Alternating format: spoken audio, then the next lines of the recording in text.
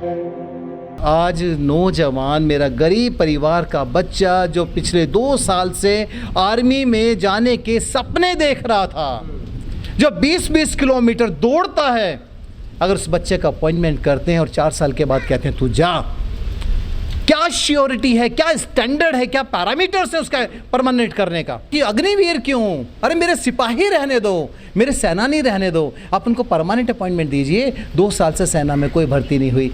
अब फिर मैं अगर कहता हूँ तो ये सरकार फिर कहेगी जुमलेबाजी है, इनके 2 करोड़ के अपॉइंटमेंट, 2 करोड़ के रोज़गार, पकौड़ाबाजी, पता नहीं क्या क्या। लेकिन मुझे लगता है कि बेशक मल्टीनेशनल कंपनीज़ में आप जिस मर्जी को रोज़गार दें, कोई भी ट्रेनिंग का एक क्राइटेरिया, एक पैरामीटर सेट कर लें, लेकिन मेरी फोर्सेस के साथ कोई ऐसा कंप्रोमाइज़ ना करें जिससे मेरे देश की सुरक्षा को कंप्रोमाइज़ करना पड़ जाए। और ठेके पर कभी सैनिक तैयार नहीं होते। सेना जज्बात के साथ जीती है, सेना के अंदर जज्बा होता है। अगर आपके अंदर जज्बा नहीं है अपने प्राण न्यौछावर करने के लिए, मातृभूमि के लिए, अगर आप सिर्फ इस सेना सेवा को, हम इसको सर्विसेज बोलते हैं, हम इसको नौकरी नहीं बोलते। यहाँ पर उदयवीर के माध्यम से इस सरकार ने सेवा को नौकरी में परिवर्तित करने का प्रयास किया है, जो कि देश के लिए घातक हो सकता। सरकार अगर फैसला लेने से पहले सोचती तो शायद वो किसान बिल पर भी सोच लेती। सरकार की आदत है किसान बिल लेकर आए, बिना चर्चा के लेकर आए। अच्छा, मजे की बात है, उदयवीर जो मिलिट्री का अपॉइंटमेंट की बात करें, इस पर किसकी चर्चा हुई? अचानक रात को एक घोषणा हो जाती है। वैसे ही घोषणा की मित्रों 8 बजे आज के बाद ये 500 और 1000 का नोट लीगल टेंडर नहीं रहेगा, बिल्कुल वैसी घोषणा। अब उदयवीर आ गए, 17 से 21 साल तक 4 साल। आज सरकार को थोड़ा ज्ञान हुआ तो उसको 23 साल कर दिया। मतलब ये क्या है? आप अपनी पॉलिसीज़ बनाएं यार, देश के साथ समझौता ना करें। आपके माध्यम से मैं सरकार से कहना चाहता हूं कि हे सरकार, ये मेरा देश है, मेरे देश की सीमाएं सुरक्षित हैं, मेरे जवानों से सुरक्षित हैं।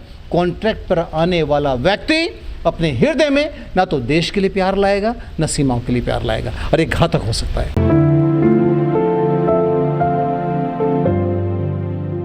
देखिए, मैं उनको अग्निवीर तो नहीं कहता जो अपने संपत्ति का, राष्ट्रीय संपत्ति को नुकसान करें।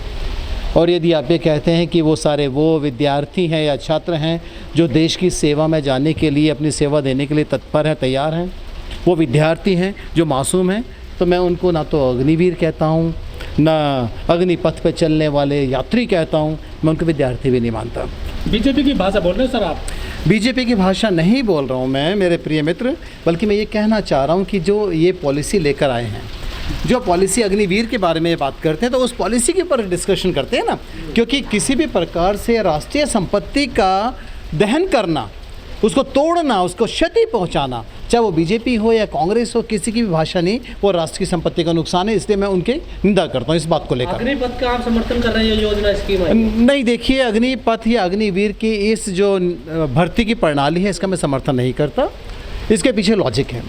लॉजिक क्या है कि आपने 17 साल से लेकर के 21 साल तक के बच्चे को 4 साल के लिए फोर्स में ले लिया।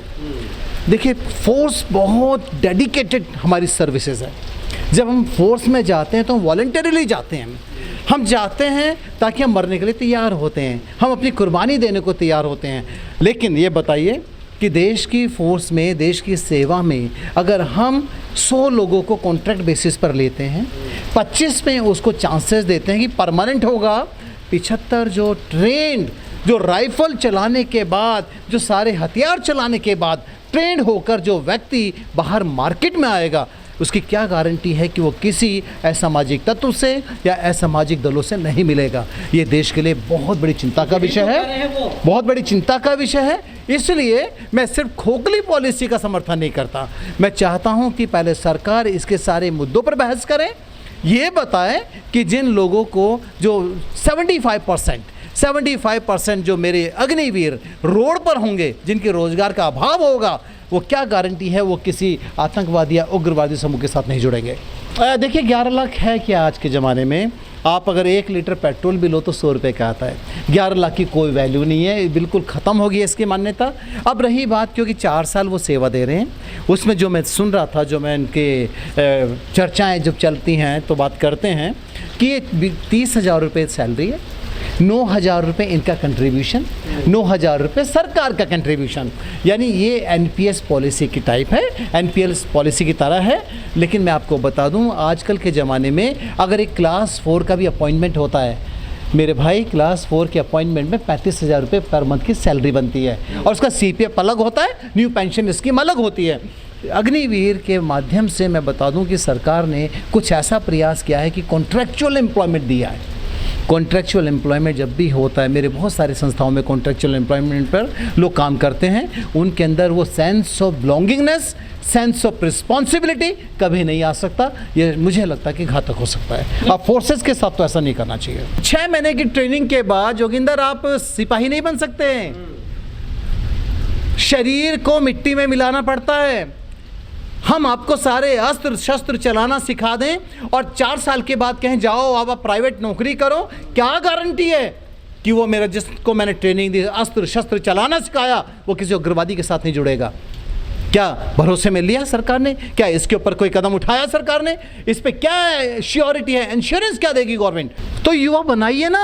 आप इन्हें कॉन्ट्रैक्चुअल क्यों लेकर आ रहे हो? मेरे जवानों को परमानेंट भरो। जब आप निकलते हैं उत्तर प्रदेश या बिहार या देहात इलाके में, जोगिंदर आपने देखा होगा मेरे किसान के बच्चे रोज़ सुबह दौड़ लगाते हुए मिलते हैं। आप उनको करिए अपॉइंटमेंट, आप उनका परमानेंट अपॉइंटमेंट कीजिए। आप क्यों लेके जा रहे हैं? आप क्यों कॉन्ट्रैक्चुअल लेकर आ रहे हैं? गलत है, बिल्कुल लग चुकी है। लेकिन उन आग लगाने वालों के बारे में इतना मैं बताना चाहूँगा कि जो भी हमारी राष्ट्रीय संपत्ति को नुकसान पहुँचाता है, वो व्यक्ति, वो स्टूडेंट कम से कम सैनिक बनने लायक नहीं है। नहीं, बिल्कुल ठीक है, दर्द है। दर्द की बहुत सारे तरीके होते हैं सहमाला उसको प्रचार प्रसार करने के। अगर मैं आपसे कहूँ, आपकी किसी बात से मैं सहमत नहीं होता और मैं उस पर तोड़ फोड़ करना शुरू कर दूं, तो वो असंवैधानिक है। क्योंकि इस देश में सरकार है, इस देश में संविधान है और हर किसी को संविधान की परिधि में रहकर काम करना है। इसको मैं ये कहूँगा कि सरकार की नीतियाँ जिम्मेदार हैं। इसको अप्रत्यक्ष रूप से आप यही कहेंगे कि हाँ, सरकार जिम्मेदार है। मजाक बना रही है बेरोजगारों को, आपको नहीं लग रहा सरकार की आदत है मजाक बनाने। ये जब 2 करोड़ रोजगार की बात कर रहे थे तो बाद में कहा थे तो जुमले होते हैं, तो इनको मजाक बनाने की तो आदत बहुत पुरानी है और ये अपनी मजाक की आदत छोड़ नहीं सकते। कोई बात नहीं, बिच्छू और साधु की परंपरा आपको याद है। बिच्छू का काम डंक मारना होता है, साधु का काम बचाना होता है। तो हम तो साधु वाले लोग हैं, गांधीवादी लोग हैं। हम फिर सरकार को बचाएंगे और देश को भी बचाएंगे, अपने नौजवानों को भी बचाएंगे। मैं कहता हूँ, देखिए, सरकार ने जैसे ये कहा कि बहुत सारे राज्यों ने उनको कहा है कि हम उनको पुलिस में प्राथमिकता देंगे। मैं कहा है, पर ऐसा कंपलसरी नहीं है ना सर। कहा है, यानी कहने भर से कुछ नहीं होता। इसका एक नोटिफिकेशन निकाल दीजिए, आप इसको कानूनी दर्जा दे दीजिए, ज्वाइनिंग लेटर दीजिए, आप इसको नोटिफाइड कर दें कि भाई अगर 100 पोस्ट सब इंस्पेक्टर की आ रही हैं उत्तर प्रदेश पुलिस में या किसी भी पुलिस में, तो उसमें से 50 सीटें हमारे अग्निवीर के लिए होंगे, तो शायद हमें थोड़ी तसल्ली हो जाएगी। तो ऐसा कुछ कदम उठाना चाहिए। इस सरकार के अंदर एक हट धर्मी है। जिस समय किसान कानून आए, जिसको हमने काला कानून बोला, आप सब मेरे साथी थे, पूरा नेशनल मीडिया सब वहीं पर था। सब ने देखा कि 13 महीने हमने चारों बॉर्डर के ऊपर, पूरे दिल्ली के चारों तरफ और पूरे प्रदेशों में, पूरे इंडिया में आंदोलन चला। अंततोगत हुआ क्या हुआ? इनको वापसी करनी पड़ी। 15 पॉइंट्स रखे, 13 पे अमेंडमेंट करने के लिए तैयार। फाइनली वो काला कानून जो काला था उसको वापस किया। इस सरकार के पास मुझे लगता है विवेक की कमी है। इस सरकार के पास दूरदृष्टि की कमी है। इस सरकार को चाहिए कि बुद्धिजीवियों के साथ बैठें। कानून बनाना मजाक नहीं है, कानून बनाना आसान नहीं है। जब आप कोई कानून बनाते हैं या उसका क्रियान्वयन करते हैं, तो आप, क्योंकि आपके संविधान में एक आर्टिकल है जो आपको बताता है कि आपका स्टेट, आपका राज्य वेलफेयर स्टेट है, आपका उद्देश्य कल्याणकारी होगा। तो कल्याणकारी उद्देश्य से अगर कार्य करोगे तो सफल हो जाओगे, अन्यथा नहीं तो ऐसा ही होगा जैसे वर्तमान में बैठी केंद्र सरकार कानून बनाती और वापस कर लेती है। सर, ये जो आग लगी है देश में, आपको लगता शांत हो पाएगी? देखिए, ऐसा नहीं है कि शांत नहीं होगी, और शांत होनी भी चाहिए, क्योंकि देश हमारा है, देश मेरा भी है, आपका भी है। अगर कोई राष्ट्रीय संपत्ति को नुकसान पहुंचता है तो आपका भी नुकसान है, मेरा भी नुकसान है। ये मैं इसका बिल्कुल समर्थन नहीं करता और इसको तुरंत प्रभाव से, तुरंत गति से इसको शांत करना भी चाहिए। और युवाओं से बात करे सरकार, मेरे विद्यार्थियों से बात करे, सभी जो आज थोड़ा से उग्र हो गए उनसे बात करे, बैठकर एक बार टेबल पर आ जाए, उनको समझा दे। अगर ये समझा नहीं पाते तो फेलियर इनका होता है, ना कि बच्चों का, ना कि स्टूडेंट्स का।